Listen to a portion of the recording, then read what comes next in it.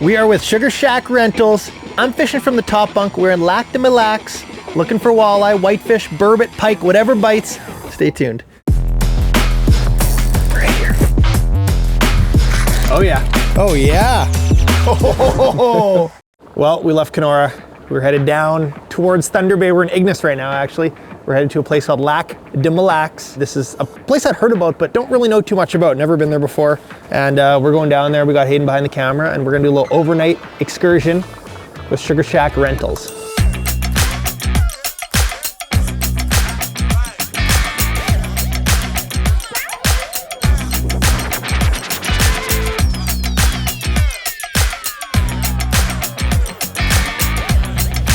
This is insane. I've never seen a shack village like this before. Definitely not in the middle of nowhere. This is kind of what you expect to see on like a crowded lake in Minnesota or something, but this is quite the village. The closest city is Thunder Bay, so if people want to go for a walleye excursion, obviously they've got Lake Superior there, but not really a walleye destination. So Lac de Mille Lacs is kind of like the first big epic walleye lake, so that's why you see these shacks, and I think there's all shapes and sizes out here. It's impressive. And this ice road, this is like a highway. You could drive a Civic out here, but about an hour, 40 minutes out of Thunder Bay. We came from the other direction, so it's about a 4-hour drive from home, but our goal is to catch some pike, catch some walleye, and sleep on the ice in luxury. So I'm excited. It's cameraman Hayden's first time out in a sleeper shack, so we're here for 2 days of fishing, 1 night, and we'll see if we can crack the code on Lac de Mille Lacs. Look at this. Look at this city on the ice. This is impressive. I guess Thunder Bay is a pretty big population to draw from, and there's a lot of people. There are options. There are a bunch of different shacks. I went to their website, a lot of different options, but new, the luxury sleeper shack. The one we're staying in is a glacier. Sometimes people just refer to them as ice castles. I could easily stay here a week seeing how sweet the setup is, but Sam is on the verge of popping out a baby, number 2. So it's gonna happen any day. So I'm on high alert. I got my inReach, got my phone, and we've made it to Sugar Shack Rentals. Welcome to Sugar Shack. All right, well, Wayne checked us in, but we're in a 17-foot glacier. All right, well, this is it. I'll give you a quick little tour. I was looking on the website, and you can get it with the water package or without. We're getting it without water. We don't need water, but there's a bathroom there and a sink. But you've got a full kitchen, oven, stove, microwave, storage. We're definitely gonna be doing some cooking. Hopefully a little walleye catch and cook later tonight. This turns into a bed. This folds up and down as a bed. Check this out too. I noticed this when we got in here. Little lighted cup holders with USBs. We've got 1, 2, 3, 4, 5, 6 holes. Lots of storage in here. Good spot for storing rods. You've got the TV. I heard cameraman Hayden might have brought his Xbox. Could do a little Fortnite gaming tonight. We got the fridge, empty currently, but nice to have a fridge and a freezer. Over here, this is the main kind of hangout area. This is where I've historically, do a lot of my fishing and sitting in these sleeper style shacks, but this is the table. You can pop this out, it turns into another bed. And then this is the bed that drops down. So what I also like to use this bed for is storage when I got lots of gear. So we're gonna lower this thing down. We're gonna start bringing some gear inside because we got a lot of filming gear, fishing gear, cooking gear.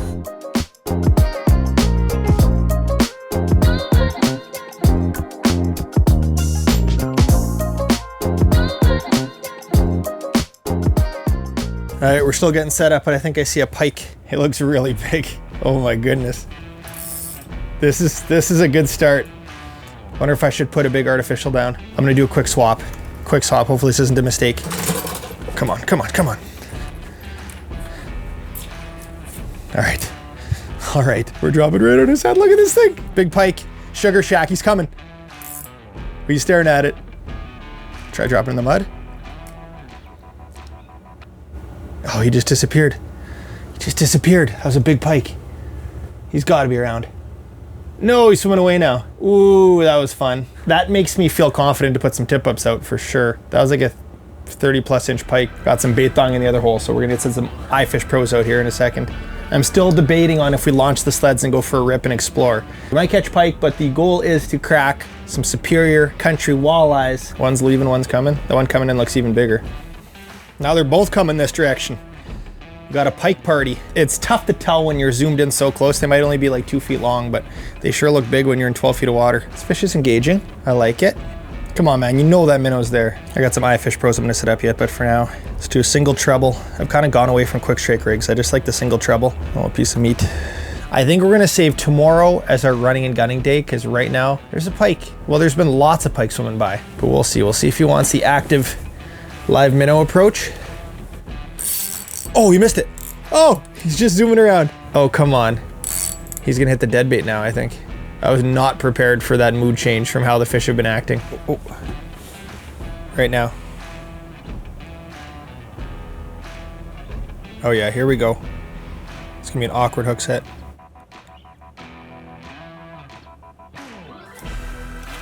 Whoa, you see the 360? I don't know, maybe it is a walleye. First I thought it was a little pike. First Sugar Shack bite. Hello. It might be a real nice walleye. In this dark water, you don't see him until his head comes right there. Might be a good walleye. I was thinking these are pike I was seeing, but it's on the little 7mm tungsten. Oh, it's a real nice walleye. Oh yeah. Woo. Okay, apparently these aren't pike that we've been seeing. They've been some pretty big walleyes. All right, first fish on Lac de Mille Lacs, and that is some Ontario Gold. Oh, sweet. I thought I had a pike for sure. Probably 22-incher.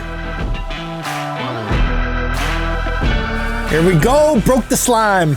Often I'm not fishing that shallow for walleye, so it looked huge, but the way the fish went vertical, I'm like, it's a good sign. So we're an hour from sunset. That's why we came. Those big dark walleyes right there. A little too big for dinner. All right, we're gonna go set a couple tip ups for Hayden or me. We'll see, whoever gets there first, I guess. Out of some dark water using the old iFish Pro. We're putting down the big boy rod, the Drama Queen.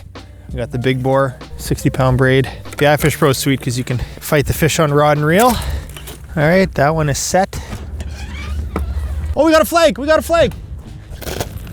Oh, there's definitely a fish popped it. Oh yeah, there's a fish on there. All right, first flag, this is on the pike bait. The sun is set. Ooh, we are on. I'm thinking maybe a burbot or a walleye. I don't think it's a pike. It's gonna be right in the hole. Oh, nice walleye. Look at that on the pike bait. Oh, that was a good surprise. Look how dark that walleye is. Cool, I got the alarm on my phone.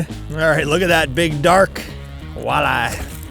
Cool, well that was on a chunk of meat, just like that, on a big treble for pike with wire. So you know what that tells me? The walleyes are not that smart here.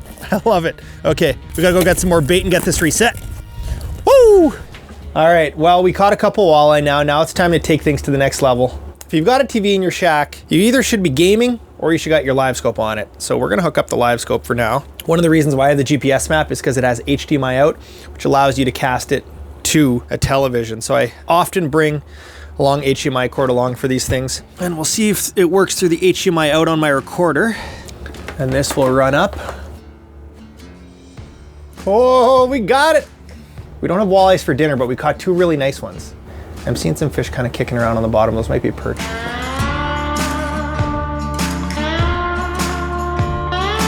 All right, well, we got a couple nice fish. I'm very impressed by the average size walleye here. We saw so many fish swimming around on live scope as soon as we got here. We need to get comfortable in here. We got the live scope on the screen, but this is key for ice camping, for sleeping in the shack. I bring these things. I get a lot of questions about where these were made, who made them. I actually don't know for sure. I think someone from Roseau River First Nations made these in southern Manitoba. These are a one of one pair of my ice fishing moccasins. And as soon as I slip them on, I'm just in shanty mode. And with that, cameraman Hayden said, hey, should I bring my Xbox? I'm not too much of a gamer, but tonight I'm coming out of retirement with Hayden's Xbox, and we're gonna game a little bit, because you know, when you got a flat screen and you got time, well, I'm a gamer tonight. Fortnite all night. I told Hayden no Fortnite. That's for 12-year-old kids. We're gonna play some NHL, maybe some golf. Hayden can have the top bunk so I can keep fishing. 400 pounds max. Didn't you read the sign? All right. Welcome to the Battle of Thrive Visuals, PGA 2K23. Oh yeah, I'll be Tiger. Care to swing with the joystick? Yeah, like, there you go. There you go. Oh, this game's easy. Oh, that was a good shot. Dang. Oh wow, you guys have much power. Kind of shanked that one. It's all right. Par on my first round ever. You're just laughing. Okay, well that was pretty bad. Ooh. Oh! Birdie putt. All day. Oh!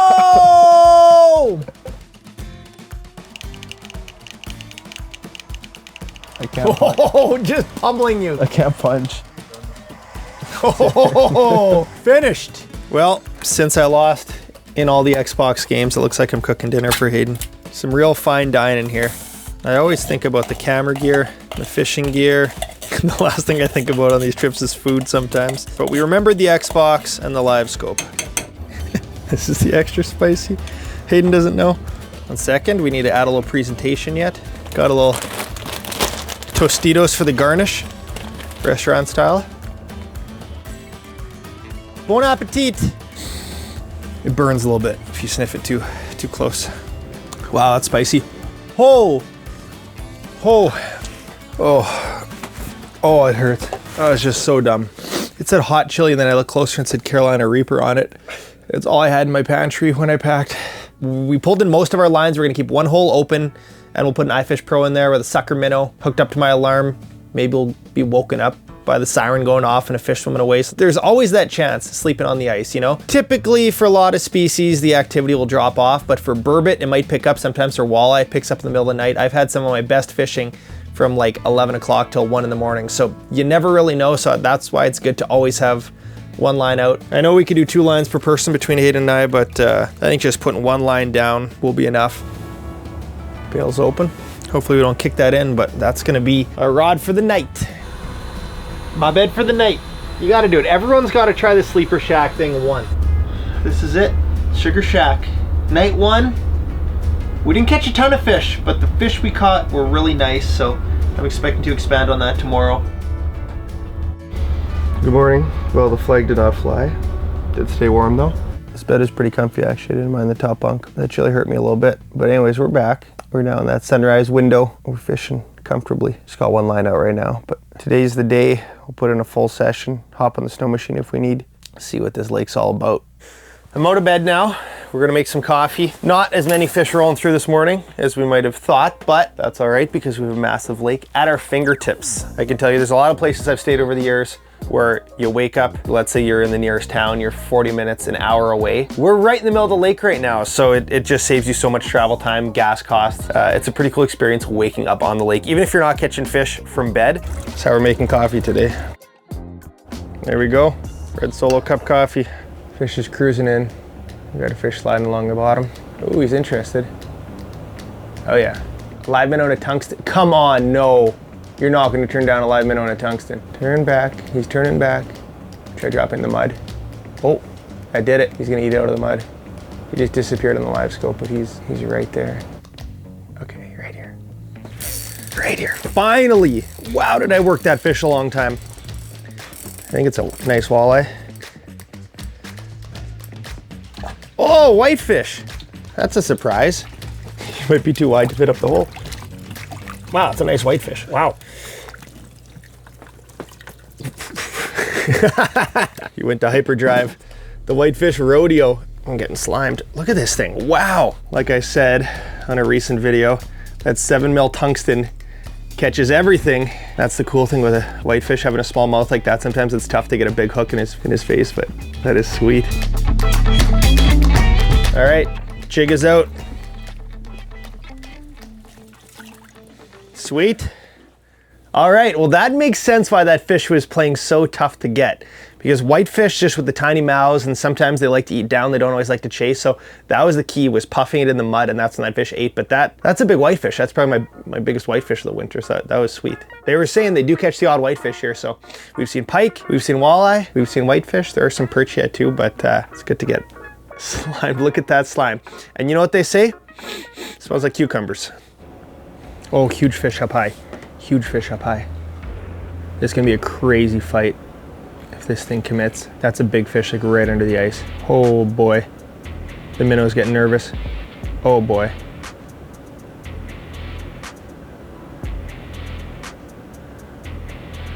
You can see his fins just tingling. Oh my gosh.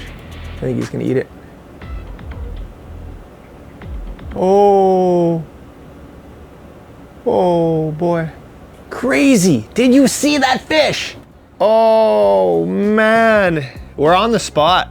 All right, well, I have stayed in quite a few sleeper shacks over the years, and there's definitely some things that are helpful to bring along that you might not bring on your normal fishing trip, but one of them is some sort of secondary footwear. I love these moccasins, some slippers. I know I've talked about these earlier in the video, but you don't want to be in your winter boots all the time, dripping water all over the floor, so some sort of slippers, Crocs, whatever works well.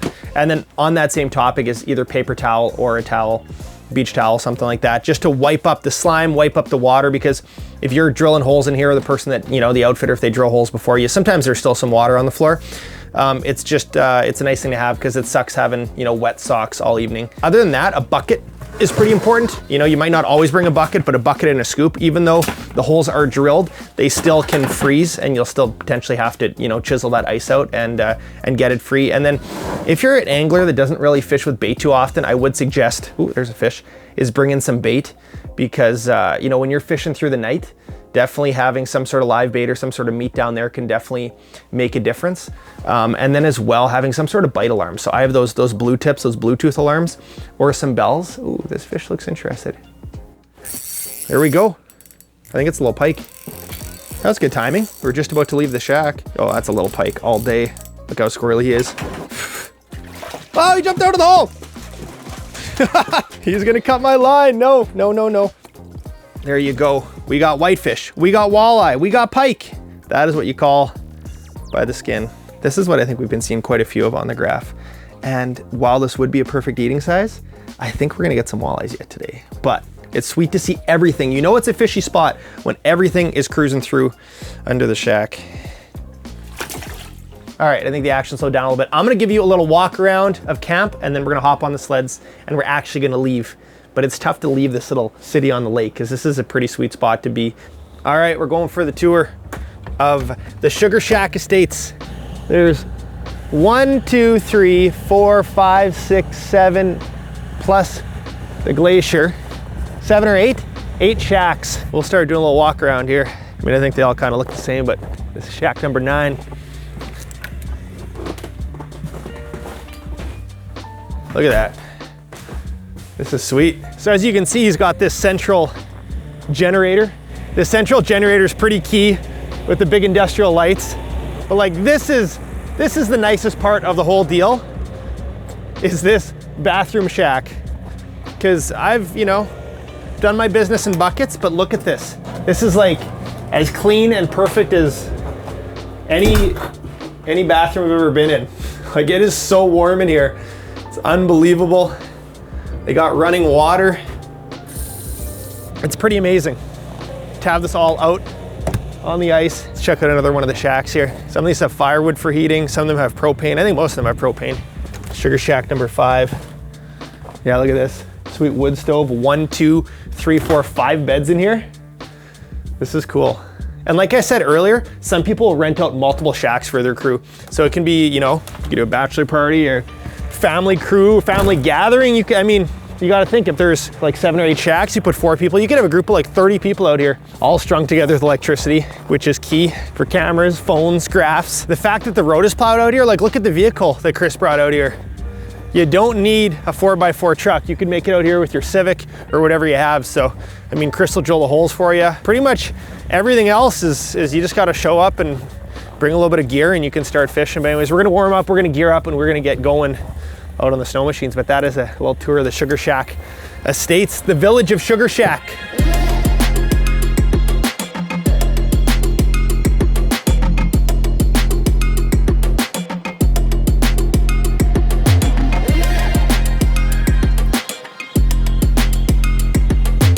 All right, well, we're hopping around.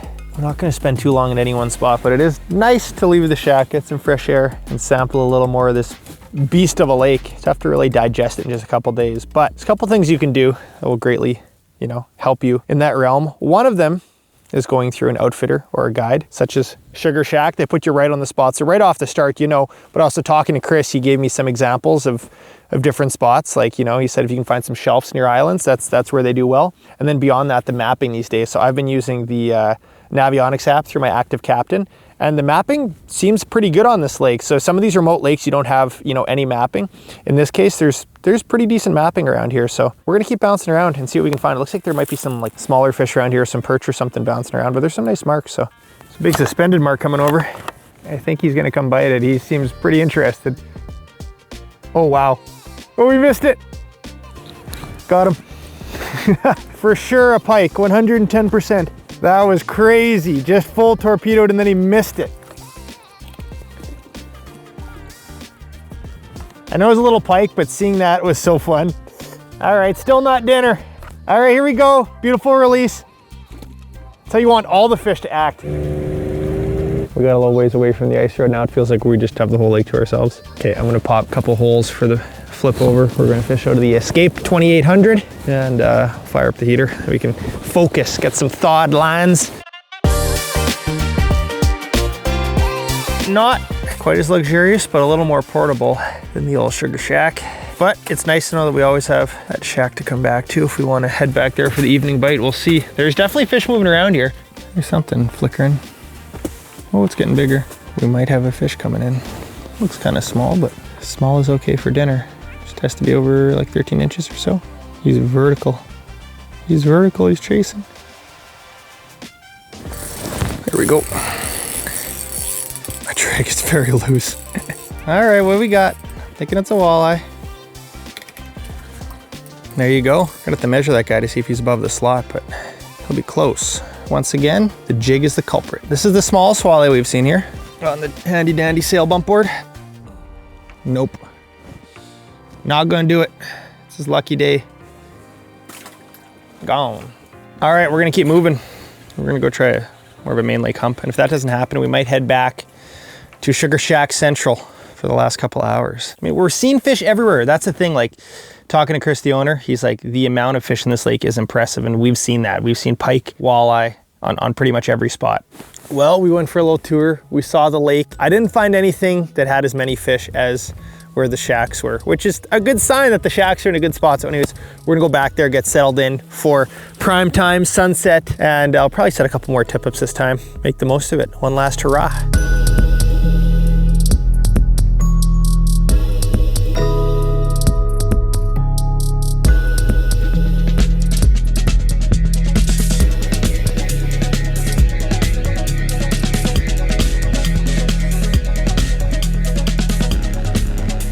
Gonna have it a foot off the bottom.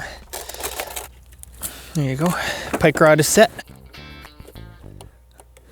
I got a fish, I got a fish. It just hit it, it just hit it.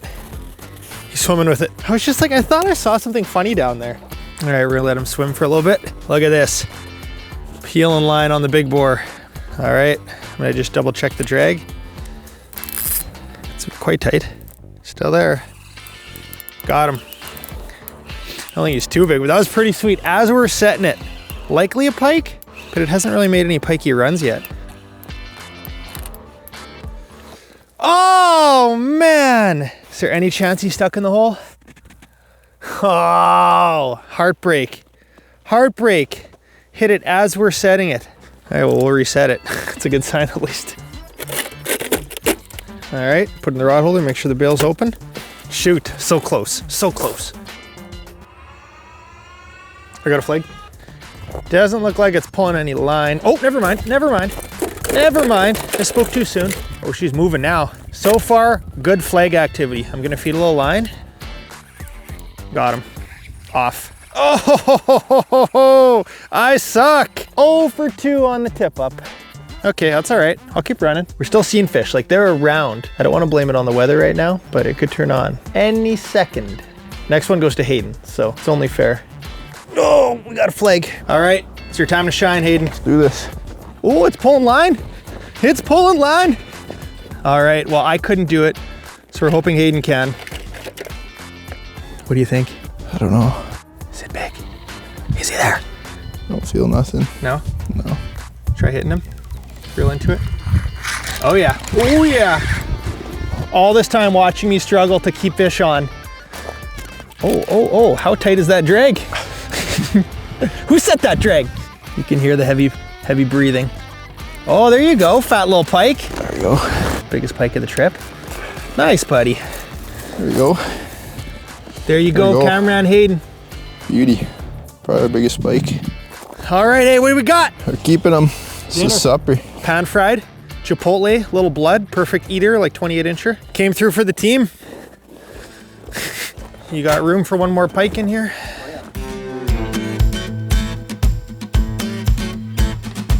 Do people call it lac de Mille-Lacs, or is there a shorter name that locals call it? I feel like that's a long name. Yeah, everyone just calls it lac. Lac, okay. Yeah. That's a little easier than calling it lac de Mille-Lacs all the time. When did you get the idea to do the outhouse shack? That's a new addition this year. It's been probably a few years in the making. Yeah. My mind is always spinning with ideas, trying to think about, how can I make this better? And that was one of the main feedback that I got from the customers was the washrooms, I've used it a couple times. Yeah. And it is so warm in there. I thought about taking a nap in there. I could have fallen asleep.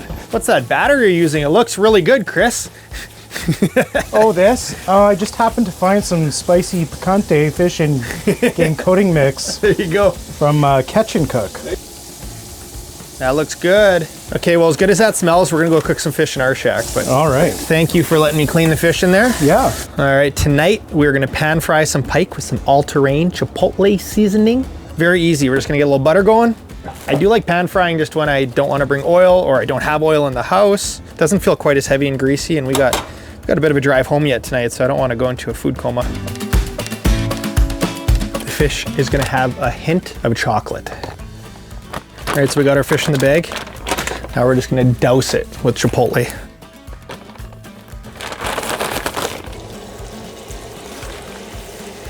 Heavy on the chipotle. Look at that fish just tighten up as it hits the pan. Smells unreal. That's all I wanted was a fish fry, and we got it.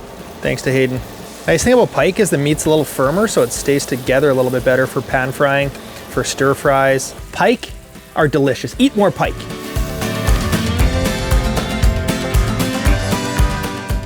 All right, let's give it a taste.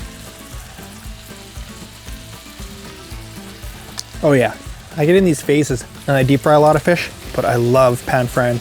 All right, that is a wrap at our time with Sugar Shack Rentals. I could easily have spent a week here. This is fishing in luxury. Huge thanks to Chris. And if you guys are thinking about dipping your toes into the world of ice fishing, I think this is the perfect way to do it. It's comfortable. He's got the bathroom trailer, warm, electricity, everything you could need, and bonus is catching a fish. It's honestly just an experience being out here, living on the lake in the middle of nowhere, less than 2 hours from Thunder Bay, 2 minutes off the #1 highway. It is so accessible to come down here. Ice road is plowed right to the shack, and it's a little gem in Superior Country. So guys, thank you for watching. Ice season is not done. We still got a couple feet of ice yet, so I'm sure we're gonna be back on the ice. Thank you for watching. Catch you guys next time.